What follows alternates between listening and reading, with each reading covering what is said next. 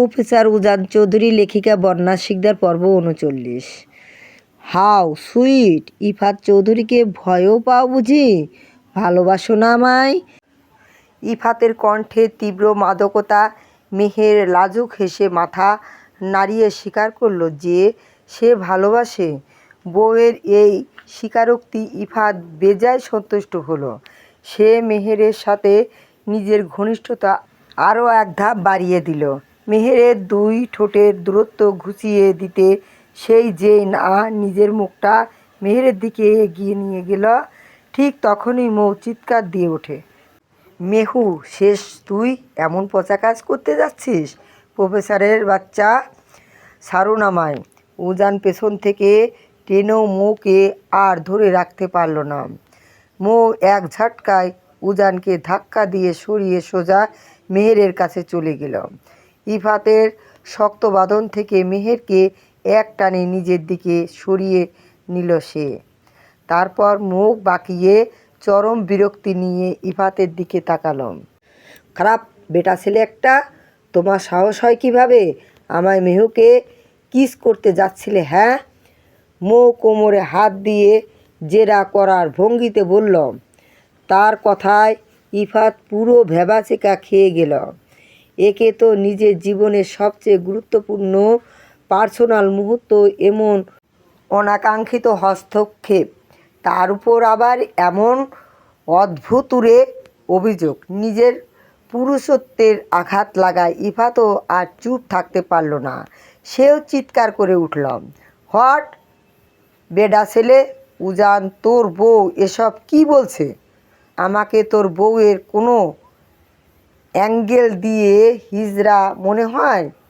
শোন মামা, আমি সব দিক দিয়েই পারফেক্ট, হোক সেটা খাটো কিংবা। ইফাত তার বাকি কথা শেষ করার আগে উজান পেছন থেকে এসে শটান তার পাছা একবার এক জোরালো লাথি বসালো। পার্সোনাল মুহূর্তে মৌয়ের এভাবে আসাটা ঠিক হয়নি সত্য, তাই বলে ইফাত তার পিচ্চি বউয়ের সামনে এমন বিশ্রী কথা উচ্চারণ করবে? আর কোন আঙ্কেল মান্দ পুরুষ মানুষ বাসর রাতে রুমের দরজা খোলা রেখে রোমান্স করে? উজান নিজেই এবার দাঁত খিঁচিয়ে বলে উঠল, দাঁত ভেঙে ফেলবো তোর বেয়াদব ছেলে! একে তো দরজা খুলে রেখে মাঝরাতে করছিস, তার উপর আমার নাদ্দান বউটার দিকে আঙ্গুল তুলছিস। জুতো চিনিস জুতো? ইফাত একটা শুকনো ঢোক গিলল। মনে মনে ভাবল, শালা ভাইটা আমার বউ পেয়ে নিজের বন্ধুকেই ভুলে গেলে। এই দুঃখ সে এখন কোথায় রাখবে? এত বড় বাড়ি, একটা মেয়ে যে কিনা মলে গিয়ে পুরো এক মল শপিং করে এসেছে, তাকে উজান বলছে নদ্দাম ভাবা যায়? হঠাৎই ইফাতের মনে পড়ল যে দরজাটা আসলে খোলা ছিল না। উজান নিজেই তো লাথি মেরে লক ভেঙেছে। সেই কথা মনে হতেই সে একটু বেলুনের মতো চুপসে গেল। তবুও নিজের ভেতরের তেজটুকু ধরে রেখে উল্টো উজানকে শুনিয়ে বলল, আমার বউ, আমার বাসর রাত, আমি দরজা খুলে করব নাকি দরজা নক করে করব, সবটাই আমার মাস্টার। তুই তোর এই পাগলি বউকে নিয়ে এখান থেকে যা তো ভাই। শালি আমার রোমান্সের 12টা বাজিয়ে মনটাই ভেঙে দিল। ইফাতের মুখে বউ আর বাসর রাত শব্দ দুটো শুনে মৌয়ের চোখ এবার কপালে উঠল। সে মেহেরের দিকে ফিরে বলল, বউ বাসর রাত, মেহু, তুই আমাকে না জানিয়ে বিয়ে করে ফেলেছিস। এই আমি তোর বেস্ট ফ্রেন্ড, গুলি মারি তোর বেস্ট ফ্রেন্ডের কথায়। এই বলেই অভিমানের ঠোঁট উল্টে গটগট করে রুম থেকে বেরিয়ে গেল মৌ। তার পিছু পিছু মেহেরও ভারী শাড়ির কুচি দুই হাতে উঁচু করে ধরে দৌড়াতে লাগলো।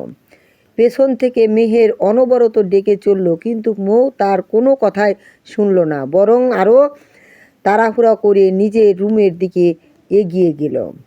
মৌ তারা বইন একটা বার আমার কথা শোন।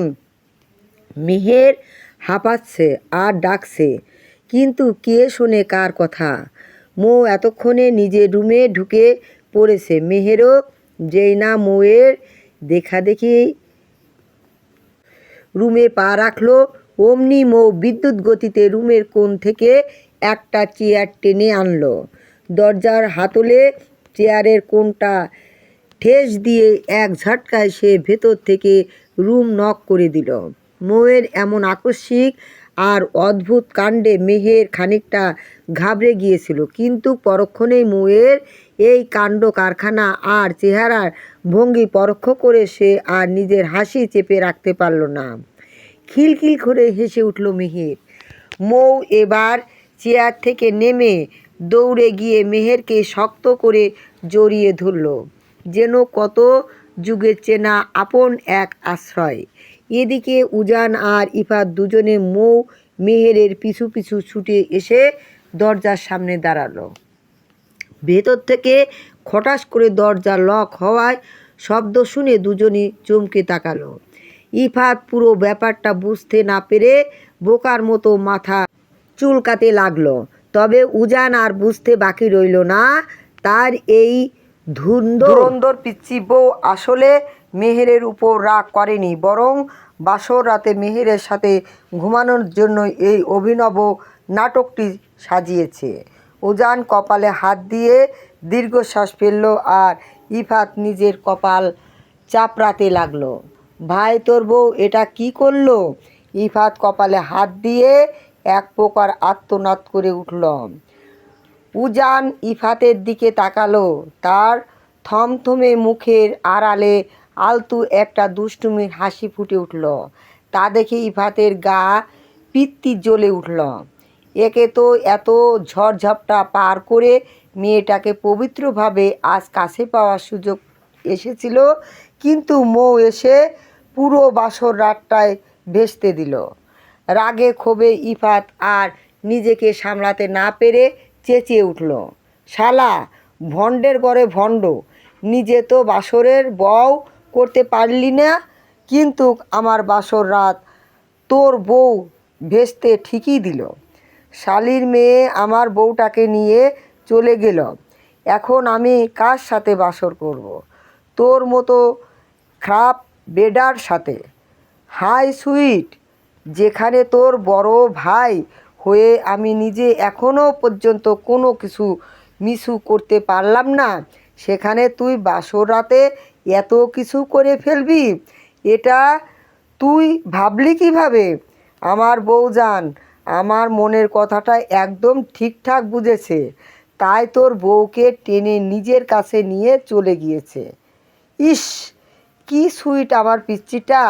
মন চাইছে এখনই গিয়ে ওকে কষে হাজার খানেক চুমু দিয়ে আসি। উজানের এমন তাচ্ছিল্য ভরা কথা শুনে ইফাত চরম বিরক্তি নিয়ে নাক কুঁচকালো। একে তো তার জীবনের সবচেয়ে মূল্যবান সময়ে এসে সেই মেয়েটা হুলস্থুল বাঁধালো, তার উপর আবার এই উজান এসে তাকে রীতিমতো ভাঙাচ্ছে। ইফাত খানিকটা রাগ দেখালো। জীবনেও পারবি না শালা, তোর কপালে কোনো দিন বউয়ের ভালোবাসা নেই। তোকে আমি আজ অভিশাপ দিলাম, তুই এভাবে সারা জীবন বউ থেকেও সিঙ্গেল মরবি, তাতে আমার সারা যাবে। বউ যখন আমার, তাকে আমি যখন তখন নিজের করে নিতে পারবো। উজান একটা বিন্দাস ভাব নিয়ে বলল। ইফাত এবার নিজের রাগ সামলে একটু নরম সুরে আকুল মিনতি করল, ভাই, তুই তোর বউয়ের সাথে যা ইচ্ছে তাই কর, তাতে আমার কোনো আপত্তি নেই, কিন্তু প্লিজ আমার বউটাকে ফিরিয়ে দে না রে। তুই গিয়ে একবার বললেই ভাবি আমার ফুলকন্যাকে দিয়ে দেবে। একটু হেল্প কর ভাই। উজান এবার মুখে এক অদ্ভুত দুষ্টুমি ভরা হাসি ঝুলিয়ে মাথা নাড়ল। নো নো, অসম্ভব। আমার স্পেশাল লাইটে যখন কোনো কিছু মিছু হয়নি, তখন তোর স্পেশাল নাটকেই আমি কিছু হতে দেব না। সমান সমান হিসাব। ইফাতের ধৈর্যের বাঁধ এবার পুরোপুরি ভেঙে গেল। সে দাঁত কিরমির করে রেগে মেগে উজানের পুরুষত্বে সরাসরি আঘাত হেনে বলে উঠল, হবে কিভাবে? তুই তো নিজেই একটা থার্ড জেন্ডার। নয়তো ঘরে এমন রূপবতী বউ থাকার পরেও আজ পর্যন্ত তুই। উজান আর সহ্য করতে পারল না।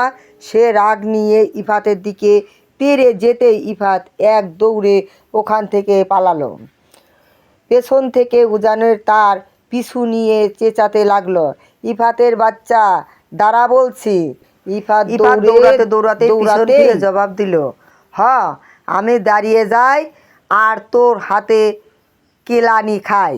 শালা, নিজের বউকে তো সামলে রাখতে পারিস না, কিন্তু আমাকে ঠিকই কেলানি দিতে আসিস। আমার তো এখনও সত্যি তোকে সন্দেহ হচ্ছে। ভাই, তুই আদৌ পুরুষ তো?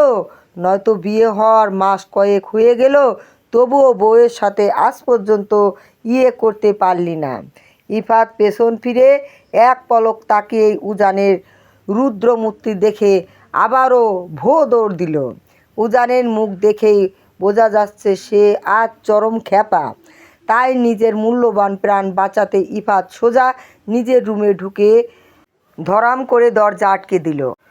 আর এদিকে মৌ মেহেরকে শক্ত করে জড়িয়ে ধরে বিছানায় শুয়ে পড়েছে। মেহেরকে আজ অনেক দিন পর এভাবে নিজের এত কাছে পেয়ে মৌয়ের আনন্দের সীমা নেই।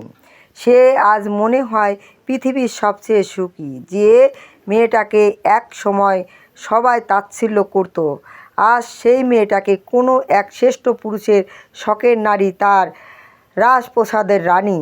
এবার মৌ গর্ব করে সবাইকে বলতে পারবে, দুনিয়ার সব পুরুষ খারাপ হয় না, কিছু পুরুষ ইফাতের মতো শ্রেষ্ঠ বীর পুরুষও হয়। মৌ পরম মায়ায় মেহেরের গালে আঙ্গুল বোলাতে লাগলো। তার এই কাণ্ড দেখে মেহের দুই ভ্রু কুঁচকে তাকালো। কি হয়েছে তোর মেহু? তুই এত সুইট কেন বলতো? জানিস আমি আজ অনেক অনেক অনেক হ্যাপি। আমার মেহু আজ লাল বেনারসি সেজে আমার ভাইয়ের বউ হয়েছে। কিন্তু কিন্তু কি পাখি? মেহের করে শুধালো। তোকে তো ভাইয়ার কাছ থেকে এক প্রকার কেড়েই নিয়ে এলাম। ভাইয়া মনে হয় অনেক কষ্ট পাচ্ছে, তাই না? পাক, তাতে আমার কি? মিসেস উজান চৌধুরী কখনো কথার খেলাপ করে না। তোকে বলেছিলাম না তোর বাসর রাতে তোকে আমার কাছে ছিনিয়ে নিয়ে আসবো? দেখ, ফাইনালি নিয়েই এলাম। ইস, কি যে ভালো লাগছে আমায়। মৌকে এভাবে খিলখিল করে হাসতে দেখে মেহের নিজের ভেতরে সব কষ্ট ভুলে হেসে ফেলল। তারও অনেক ইচ্ছে ছিল তারা দুজনে সারা জীবন এক ছাদের নিচে একসাথে থাকবে, কিন্তু কে জানতো উপরওয়ালা সত্যি সত্যি তাদের মনের এই গোপন আশাটা এভাবে পূরণ করে দেবেন। মেহের মৌয়ের মাথায় হাত বুলিয়ে দিতে দিতে ফিসফিস করে বলল, আমার তাহার কথা বাদ দে। তার আগে বল, তুই ভাইয়ার সাথে এমন করছিস কেন? আমি সত্যি ভাইয়ার মুখের দিকে তাকাতে পারি না। তুই তো আর ছোট নোস, বুঝিস তো সব। তবুও কেন এমন বাচ্চামো করিস?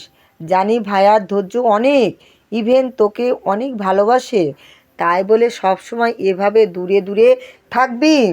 মৌয়ের মুখের হাসি এবার মিলিয়ে গেল। সে একটু ক্ষোভ নিয়ে বলল, তো কি করব? শালা আমাকে অনেক কষ্ট দিয়েছে, এখন তার বুঝার পালা। দুটো বছর আমাকে কোনো পাত্তাই দেয়নি, এমনকি লাস্ট কয়েক মাস এক ছাদের নিচে থেকেও নিজে থেকে একটা পাপিও দেয়নি। কষ্ট না বুঝি আমায় এটলিস্ট বলতে তো পারতো, পিচ্চি আমায় কিছুদিন টাইম লাগবে। কিন্তু না, সে তখন ভাব দেখাতো আমাকে বউ বলেই মানে না, আমার সাথে সংসার করতে পারবে না। নে শালা, এবার ঠেলা সামলা। চমচম পেরিয়েছিস ঠিকই, কিন্তু সহজে টেস্ট করতে পারবি না। মৌয়ের মুখে এমন পাক্কা পাক্কা কথা শুনে মেহের আলতু করে তার মাথায় একটা গাঁট্টা মারল। মেয়েটা দিন দিন ভারী দুষ্টু হয়ে যাচ্ছে, সে হেসে বলল, হয়েছে, অনেক জ্ঞান দিয়েছিস, এবার ঘুমা, নয়তো একটু পর ভোর হয়ে যাবে। মৌ হঠাৎ চোখ টিপে বলল, তার আগে চল তোকে ভাইয়ার কাছে রেখে আসি। মেয়ের অবাক হয়ে চোখ তুলে তাকালো। মৌ সাথে সাথে এক গ্লাস হেসে দিল। মেয়ের সন্দেহ ভরা দৃষ্টিতে তাকিয়ে রইল। তার মানে তুই ভাইয়াকে মিস করছিস, আর সেই জন্য এখন আমাকে তার কাছে ফেরত দিয়ে আসতে চাইছিস? ধুর প্রফেসর সাহেব, আর তুই, দুজনই আমার লাইফের বেস্ট দুটো মানুষ। তোদের দুজনকেই আমি ভীষণ মিস করি। ভাবলাম ভাইয়ার কাছ থেকে আজকের রাতটা অন্তত তোকে আলাদা করা ঠিক হয়নি। না থাক, কালকে তো তোকে দিয়েই দেব।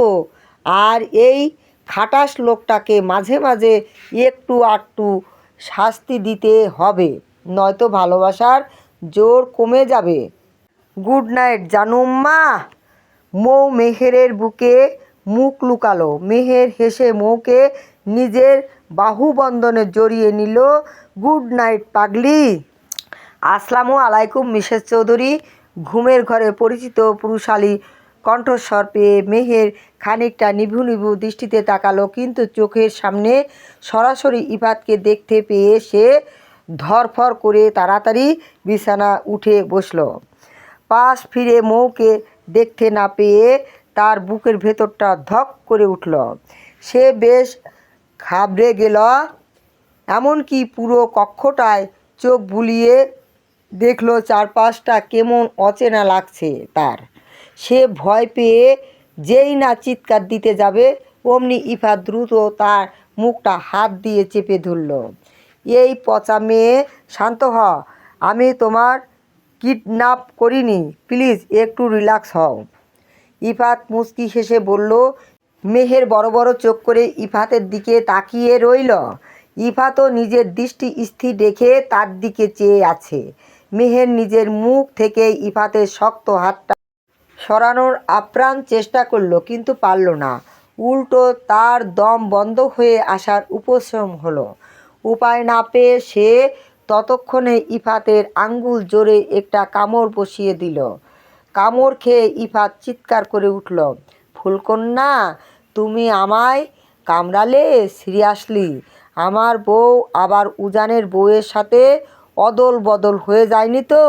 স্বভাব তো দেখি একদম ওর মতোই। মেহের রেগে বলল, চুপ করুন আপনি। একটুর জন্য আমার দমটাই বেরিয়ে যাচ্ছিল। মৌ কই? আর আমাকে কোথায় নিয়ে এসেছেন আপনি? সাথে সাথে ইফাত মেহেরের একদম পাশে ঘেঁষে বসল। তার সাথে খানিকটা ঘনিষ্ঠতা বাড়িয়ে মেহেরের কাঁধে নিজের মাথাটা এলিয়ে দিয়ে স্লো ভয়েসে আওড়ালো, এই রুমটাই আমার, আর এখানে বসে থাকা এই টুকটুকে মিষ্টি বউটাই আমার। আমি এখানে কিভাবে এলাম? মেহের অবাক হয়ে শুধালো।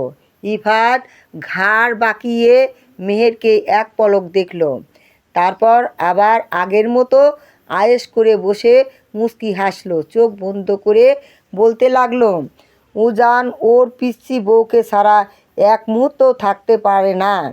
সেই জন্য সে রুমের সিক্রেট দরজা দিয়ে মৌয়ের রুমে ঢোকে। কিন্তু সেখানে তো আমার বউ ছিল। সে নিজের বউয়ের কাছে থাকার জন্য আমার মিষ্টি বউটাকে পরম যত্নে আমার কাছে ট্রান্সফার করে দিল। আমিও সুযোগ বুঝে আমার মিষ্টি বউটাকে কোলে তুলে এই রুমে নিয়ে এলাম।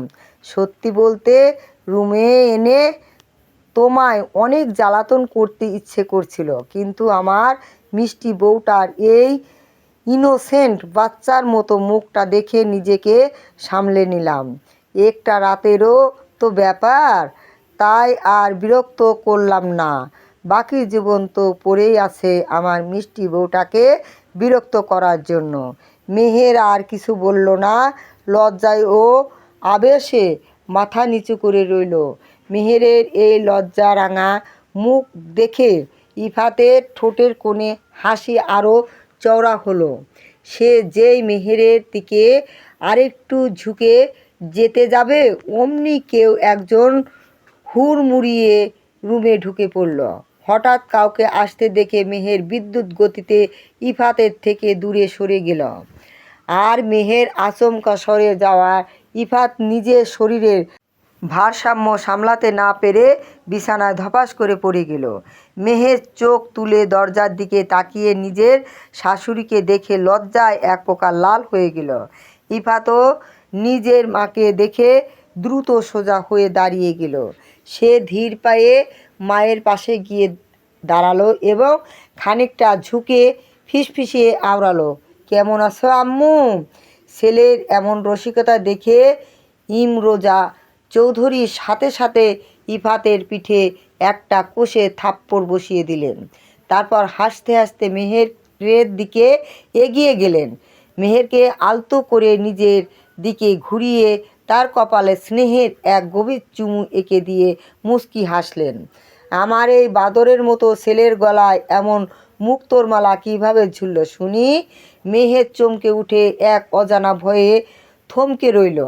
সে ভেবেছিল হয়তো তাকে এই ভোরে ইফাতের রুমে দেখে শাশুড়ি বাজে কিছু বলবে বা খোঁটা দেবেন, কিন্তু তার এই অভাবনীয় ব্যবহারে মেহের বাকরুদ্ধ হয়ে গেল।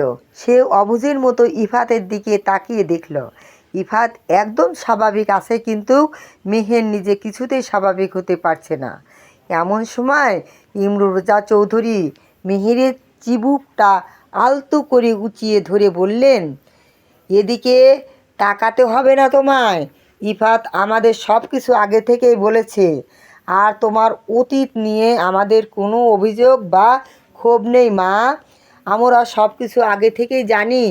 তোমার সাথে অতীতে যা হয়েছিল তা জাস্ট একটা দুর্ঘটনা ছিল। সেসব কুৎসিত স্মৃতি একদম মনে রাখবে না মা।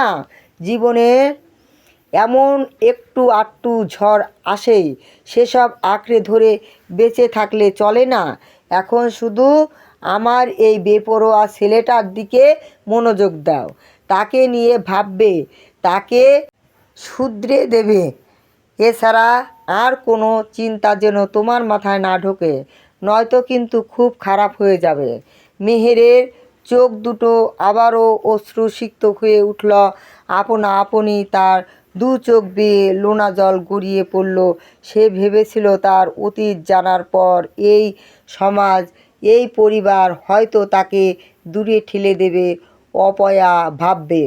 কিন্তু তারা যে সব কিছু আগে থেকে জানতো, এমনকি কত সহজে বুক ভরা ভালোবাসা দিয়ে তাকে নিজেদের ঘরের বউ হিসেবে মেনে নিয়েছে।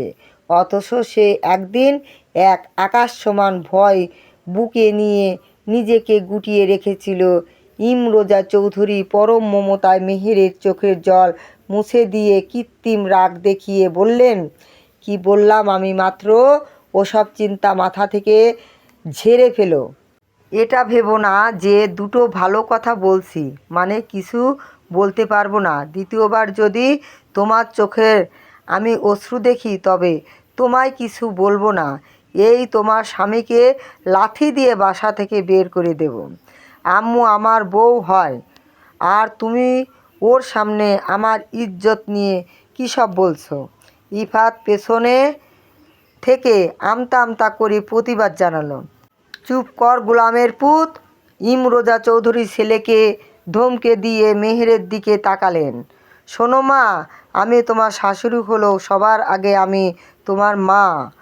আর মা কখনো সন্তানের অতীত বা দোষ গুণ দেখে বিচার করে না। যা হবার হয়ে গেছে, এবার নিজের নতুন সংসারের মন দাও। নতুন জীবন নিয়ে সুন্দর সুন্দর স্বপ্ন দেখাবে। আমি এখানে কিছু শাড়ি রেখে যাচ্ছি আজকের দিনের জন্য। একটু কষ্ট করে এগুলো পরে নাও মা। বুঝতেই তো পারছো, নতুন বউ দেখতে পাড়া প্রতিবেশী সবাই আসবে। কাল থেকে যা ইচ্ছে পরো, কোনো বারণ করব না। এই মা। আচ্ছা তুমি এবার রেডি হয়ে নাও।